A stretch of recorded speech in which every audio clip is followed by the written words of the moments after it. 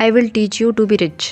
Summary को सुनकर आप सीखेंगे आप सिर्फ नौकरी करके कैसे करोड़पति बन सकते हैं। इसे पढ़कर आपको सेविंग्स और इन्वेस्टमेंट की महत्वपूर्ण जानकारी मिलेगी। तो दोस्तों, क्या आपने कभी सोचा है कि जॉब से जो सैलरी मिलती है उससे भी अमीर बना जा सकता है। बहुत से लोगों को ये सब शायद पॉसिबल ना लगे। बहुत से लोग सोचेंगे कि अमीर तो बस बिजनेस करके ही बना जा सकता है, जॉब से मिलने वाली सैलरी तो ऐसे ही उड़ जाती है। लेकिन ऐसा नहीं है। रेमट सेठी ने अपनी बुक्स में I will teach you to be rich में ऐसे सीक्रेट बताए हैं जिसकी हेल्प से आप सिर्फ नौकरी करके भी अमीर या करोड़पति बन सकते हैं। आप सोच रहे होंगे कि किताब में आपको कॉमर्स या मैथ्स के कॉम्प्लिकेटेड तरीके समझने पड़ेंगे, तो ऐसा बिल्कुल नहीं है। किताब में हर चीज़ इतनी सरलता से समझाई गई है कि एक हाउसवाइफ या 10th पास स्टूडेंट भी इसे आसानी से समझ सकता है। अबाउट ऑथर, दोस्तों I will teach you to be rich books के रेमट सेठी ने लिखा हुआ है। वे भारतीय मूल के हैं और अमेरिका में रहते हैं। वहाँ एंटरप्रेन्योरशिप वर्ल्ड का ये एक जाना पहचाना नाम है। वे एक फेमस ब्लॉग भी चलाते हैं। आप गूगल पर भी उनके बारे में सर्च कर सकते हैं। फ्रेंड्स, इंडिया में बहुत से लोगों में फाइनेंस से समझ नहीं है क्योंकि स्कूल कॉलेज में हमें इसके बारे में बिल्कुल भी नहीं पढ़ाया जाता। जैसे अगर मैं आपसे पूछूं कि कंपाउंडिंग क्या होती है तो शायद बहुत से लोगों को पता नहीं होगा, जबकि इस टेक्निक का इस्तेमाल करके कोई भी आराम से करोड़ों कमा सकता है। इसलिए इस बुक को पढ़ना और भी ज़रूरी है। यहाँ मैंने इस बुक की समरी दी है ताकि आपको सारी बेसिक चीज़ों की जानकारी सरल और रोचक तरीके से मिल सके। अगर ध्यान से पढ़ेंगे तो सारे रूल्स को अपनाएंगे तो आप भी सिर्फ नौकरी करते हुए एक दिन करोड़पति बन सकते हैं, वो भी सिर्फ नौकरी करते हुए। कि जो मेन पॉइंट हैं वो है सेविंग्स यानी बचत और पॉइंट 2 इन्वेस्टमेंट यानी निवेश। तो पार्ट 1 सेविंग। दोस्तों, सेविंग का मतलब तो आपको पता ही होगा। सेविंग यानी बचत। जो भी सैलरी आपको मिलती है उसका जो हिस्सा व्यक्ति बचा लेता है उसे बचत कहते हैं। बचत के लिहाजे लोग 2 प्रकार के होते हैं। पहले वो जो सैलरी की पाई बचा लेना चाहते हैं और वो 1-1 रुपये के लिए सब्जी वाले, रिक्शा वाले आदि से लड़ने लगते हैं। ऐसे लोग अमीर बन भी जाएँ तो भी अमीर नहीं बन जाते क्योंकि वो दिल से हमेशा गरीब ही रहेंगे। पॉइंट 2 दूसरे वो जिन्हें पता ही नहीं है बचत क्या होती है। सारी सैलरी महीने के आखिरी हफ्ते तक आते आते उड़ा देते हैं। मकान का रेंट, बच्चों की फीस, शॉपिंग, ग्रोसरी, एंटरटेनमेंट, नवाबी शौक इत्यादि में खर्च कर देते हैं। रेमट बताते हैं कि ये दोनों ही तरीके गलत हैं। तो फिर सही तरीका क्या है? बचत कैसे करें, कितना खर्च करें, कितना बचाएं? इसके लिए रेमट ने 5 पॉइंट बताए हैं। Point 1, you don't need to be an expert. सबसे पहले बचत करने की समझ पैदा करें। ये समझें कि कितनी भी सैलरी हो, कम या ज़्यादा, कुछ हिस्सा ज़रूर बचाइए। सारी सैलरी ही ना उड़ा दें क्योंकि बुरा वक्त कभी भी आ सकता है। लेकिन हाँ, 100% सैलरी बचाने की भी ना सोचें। इससे लोग आपको अमीर नहीं, सिर्फ कंजूस मक्के चूस ही समझेंगे। इतना पेट काटने की ज़रूरत नहीं है। जहाँ एंजॉय करना है वहाँ एंजॉय भी करना चाहिए। पॉइंट 5 में एक सरल फार्मूला दिया गया है कि सरल। बहुत से लोग सोचेंगे ये बचत, निवेश झंझट का काम है और मैंने तो कॉमर्स भी नहीं पढ़ा, बैंकों का चक्कर लगाना भी मेरे बस का नहीं है। लेकिन रेमट बताते हैं आपको बड़ी बड़ी और टफ चीज़ें सीखने की ज़रूरत है ही नहीं। आपको कोई एक्सपर्ट नहीं बनना है, बस कुछ बेसिक बातें ही ध्यान में रखनी है जो बहुत सरल हैं। इसलिए ऐसा माइंडसेट दिमाग से निकाल दीजिए कि यह झंझट का काम है या बहुत मुश्किल है। अगर आप 80% भी सीख लेंगे तो बहुत है। बाकी का 20% नहीं भी आए तो कोई फ़र्क नहीं पड़ेगा। इसे पैरेटो प्रिंसिपल भी कहते हैं, जो कहता है कि किसी काम को करने के लिए परफेक्ट होने की ज़रूरत नहीं होती, बस आप जितना कर सकते हैं उतना कीजिए। इस बुक की समरी को सुनने से आप इतना मोटिवेट हो जाओगे कि आप नौकरी लगने के तुरंत बाद से ही आप पैसे बचाना और निवेश करना शुरू कर दोगे। अगर अभी आप स्टूडेंट हैं तो पेरेंट्स को ये जानकारी दे सकते हैं। Point 2, start early. बचत करना जल्दी शुरू करनी चाहिए। कुछ लोग जॉब लगाने पर सोचते हैं कि अभी तो जवान हूँ, अभी उड़ा लेता हूँ, बाद में देखा जाएगा। इन चीज़ों के लिए तो उम्र पड़ी है, लेकिन इससे आपको कंपाउंडिंग इफेक्ट का फ़ायदा नहीं मिल पाएगा जो आपको नीचे इन्वेस्टमेंट पार्ट में समझाया जाएगा। इसलिए आपको सैलरी मिलने के डे 1 से ही बचत स्टार्ट कर देनी चाहिए। पॉइंट 3, पसंद की चीज़ों पर खर्च करिए, बेकार की चीज़ों पर बचाइए। रेमट बताते हैं जो आपकी हॉबीज़ हैं उन पर ज़रूर खर्च करना चाहिए। सेव करने के लिए आपको कंजूस बनने की ज़रूरत नहीं है, लेकिन हाँ, आप फालतू खर्चे कम कर सकते हो। जैसे जितने कपड़े ज़रूरी हों केवल उतने ही खरीदिए। ऐसा ना हो कि आपके क्लोजेट में 50% कपड़े ऐसे पड़े रहते हो जिनका आप यूज़ ही नहीं करते हो। बहुत महंगा फ़ोन लेने की भी शुरू से ही ज़रूरत नहीं होती। हर दिन रेस्टोरेंट में पार्टी भी ना करें।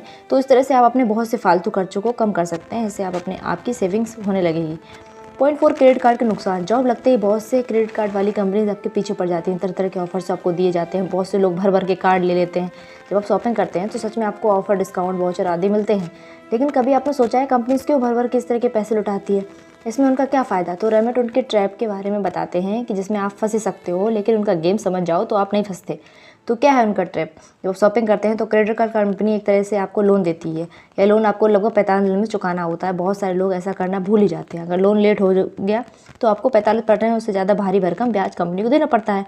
क्योंकि लोगों में फाइनेंशियल समझ नहीं होती, इसलिए उन्हें पता ही नहीं चलता उनके साथ क्या गेम चल रहा है। पढ़े लिखे तो फिर भी समझते हैं, लेकिन इंडिया में आपको पता ही है कि कितने लोग इन सब चीज़ों से अनजान हैं। ऐसे लोगों की कंपनी जमकर लूटती हैं। दूसरी बात, बहुत सारे लोग EMI करवा लेते हैं।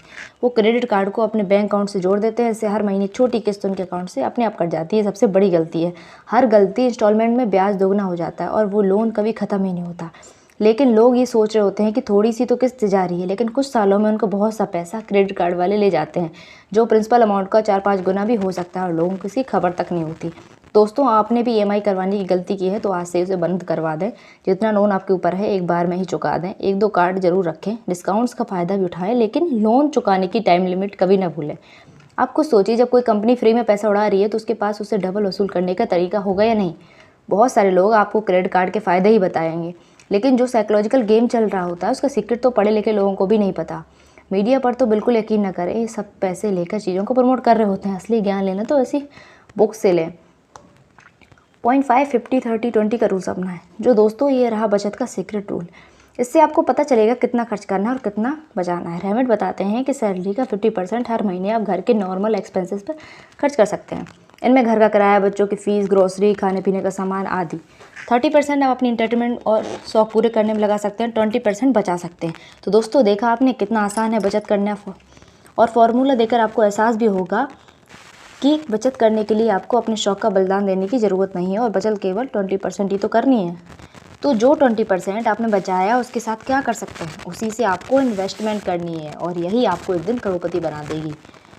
तो अगले पार्ट को ध्यान से सुनिए। Part 2, investment. Fix deposit versus saving account. बहुत से लोग अपना पैसा सेविंग अकाउंट में पड़े रहने देते हैं। इससे उन्हें बहुत सा नुकसान होता है। ऐसा वे इसलिए करते हैं क्योंकि या तो उन्हें फाइनेंशियल समझ नहीं है, या फिर वो बहुत आलसी है, बैंक जाने झंझट का काम समझते हैं। तो दोस्तों, अगर आप भी ऐसा करते हो तो आज ही जाग जाइए। आप पैसे सेविंग अकाउंट में ना रखें, बल्कि FD करवा दें। सेविंग अकाउंट में उतना ही पैसा रखें जितना आप महीने में खर्च करते हैं। सेविंग अकाउंट में पैसे रखकर आप अपना काफ़ी नुकसान करते हैं। सेविंग अकाउंट में सिर्फ 4% ब्याज मिलता है, जबकि FD में 6%। सीनियर सिटीजन्स को इससे भी ज़्यादा। तो आप खुद सोचिए, आपको किस में ज़्यादा फ़ायदा मिलेगा। मान लीजिए कोई आदमी सेविंग्स अकाउंट में 1 करोड़ रुपये रखता है, तो 1 साल में उसका ब्याज बनेगा 4 लाख, लेकिन उसी पैसे की FD करवा दे तो मिलेंगे 6 लाख, यानी सीधे सीधे 2 लाख का अंतर। तो देखा आपने, बैठे बिठाए वो आदमी बिना कुछ किए FD से 2 लाख ज़्यादा कमा लेगा। अगर आपको ये बात समझ आ गई तो हमेशा FD करवाएं। हर महीने की 5 तारीख को जिस पैसे की ज़रूरत ना हो उसकी FD करवा दें, ऐसा रूल बना लें, और उससे आपको डेट का भी कन्फ्यूजन नहीं रहेगा। महीने में 1 दिन का ही तो काम करना है, एक डेट रख लें, आपको कोई झंझट नहीं लगेगा। और नेट बैंकिंग करते हैं तब तो फिर और भी आसान है। बैंक जाए बगैर ऑनलाइन मिनटों में FD करवा सकते हैं। बैंक की ऐप से भी कर सकते हैं। FD की कोई लिमिट भी नहीं है, 7 डे, 1 मंथ या 5 साल, अपनी ज़रूरत के हिसाब से तरह तरह के FD करवा सकते हैं। अगर आपका बैंक सुविधा देता हो तो सेविंग अकाउंट को फ्लेक्सी अकाउंट में कन्वर्ट करवा लें। इससे आपका पैसा एक लिमिट के ऊपर अपने आप ही FD में बदल जाता है। तो दोस्तों, झिझक छोड़िए और बैंक जाइए, और आज ही अपने पैसे को ठीक से मैनेज करिए। बैंक के लोगों का तो काम है, उन्हें इस बात की सैलरी मिलती है। Point 2, public provident fund. बहुत सारे लोगों को इस फाइनेंशियल टूल के बारे में पता ही नहीं होता, पता भी हो तो इसे ठीक से यूज़ करना नहीं जानते, जिससे उन्हें मैक्सिमम फ़ायदा नहीं मिल पाता। PPF का मतलब है पब्लिक प्रोविडेंट फंड। इसके अलग से अकाउंट SBI जैसे बैंक में कोई भी खुलवा सकता है, जिसमें आप हर साल मैक्सिमम 1.5 लाख रुपए डाल सकते हैं। ये पैसा 15 साल तक ब्लॉक रहता है, यानी 15 साल तक आप इसे निकाल नहीं सकते। लेकिन यही फ़ायदे बताते हैं जो मैं आपको आगे बताऊँ। दोस्तों, आपको बता दूं कि PPF और PF दोनों अलग अलग होते हैं। PF सरकारी कर्मचारी ऑटोमेटिक बन जाता है, यहाँ PPF की बात कर रहा हूँ।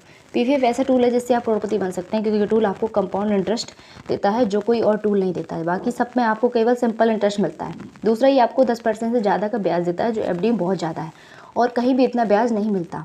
तो आइए पहले कंपाउंड इंटरेस्ट के बारे में समझते हैं। मान लीजिए आपने 1 लाख PPF में डाले, इस पर आपको 10% की रेस की ब्याज मिलेगा, और 1 साल बाद आपका ब्याज होगा 10,000 रुपये। आपका टोटल पैसा हो जाएगा 1,10,000 रुपये। अब अगले साल आपको इस अमाउंट पर 1,10,000 ब्याज लगेगा, ना कि 1 लाख पर। ऐसा हर साल होता जाएगा। यही पैसा आप FD में डालोगे तो हर साल आपको ब्याज 1 लाख पर ही लगता रहेगा, ना कि बढ़े हुए पैसे पर। इसे सिंपल इंटरेस्ट कहते हैं। आप सोचेंगे कि FD क्यों करनी है, PPF ही कर लेते हैं। लेकिन जैसा पहले बताया, PPF में हर साल 1.5 लाख के ऊपर जमा ही नहीं कर सकते, नहीं तो सरकार कंपाउंड इंटरेस्ट देते देते लुट ही जाएगी। अब आपको तरीका बताता हूँ जिससे आप PPF का पूरा फ़ायदा उठा सकेंगे। आप हर साल 1 अप्रैल को PPF अकाउंट में 1.5 लाख डालना शुरू करें। ऐसा 15 साल तक करें, तो आइए देखते हैं 15 साल बाद आपको कितना पैसा मिलेगा।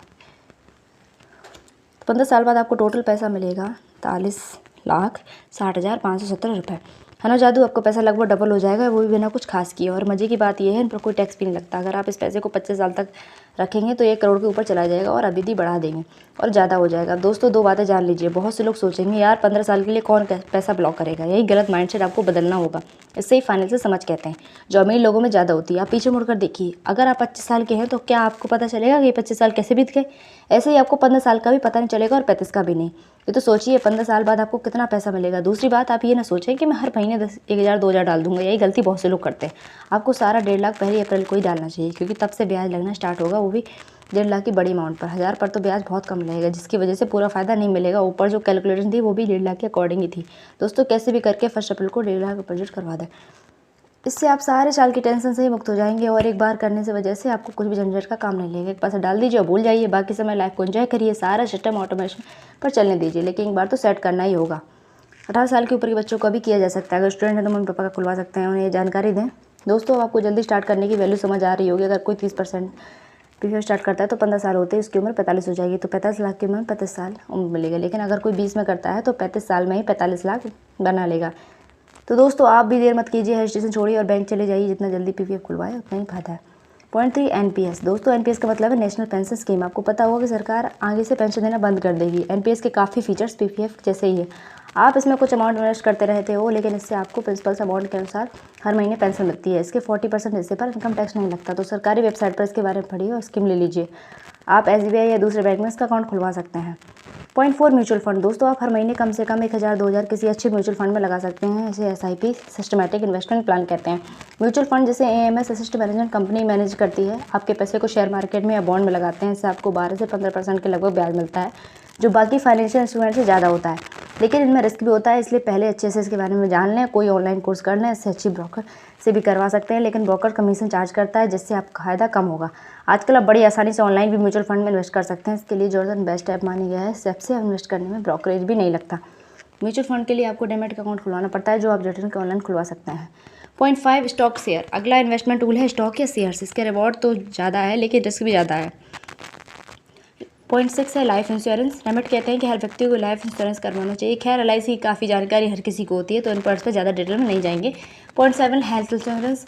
लाइफ इंश्योरेंस के साथ ही हेल्थ इंश्योरेंस भी जरूर लेना चाहिए। लाइफ इंश्योरेंस तो एक्सीडेंट डेथ होने पर फैमिली को पैसा देता है, जबकि हेल्थ इंश्योरेंस आपके बीमार पड़ने पर, हॉस्पिटल में भर्ती होने पर खर्च को कवर करता है। तो दोस्तों यह भी थी रेमट सेठी की famous book I will teach you to be rich इनकी बुक की समरी। उम्मीद है आपको काफ़ी कुछ सीखा होगा। तो नीचे कमेंट बताइए आपको किन किन तरीक़ों से इन्वेस्टमेंट करते हैं। अगर आप किसी नए स्कीम के बारे में जानते हैं तो भी ज़रूर बताइएगा।